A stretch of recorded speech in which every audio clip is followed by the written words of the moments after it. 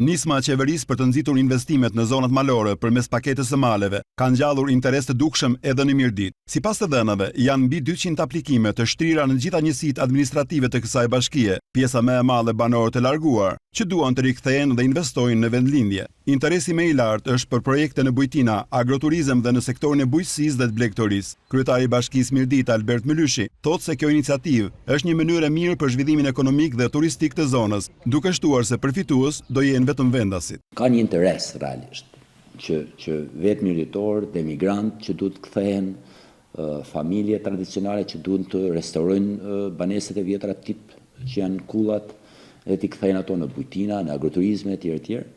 Dhe ky është ndoshta vendi, momenti që ligji i favorizon ata të cilët i kanë këto prona në mënyrë që t'i trajtojnë në kuptimin ekonomik dhe që të mund të kthehen pastaj në burim e fitimi për ta. Përfitues janë ata të cilët janë posedues jo pronar, pra që të thotë që kanë për në tyre të trashëguar, por thjesht nuk kanë certifikimin, pra certifikatën e pronësisë. Dhe nuk mund të jetë askush tjetër ndërhyrës në këtë pjesë përveç se mirëditorët të cilët i kanë trashëguar këto prona. Përballë interesit të shtuar për paketën e maleve, Bashkia e Mirdit i kërkon qeverisë ta mbështesë me investime në infrastrukturë, e cila ka degraduar në shumë zona.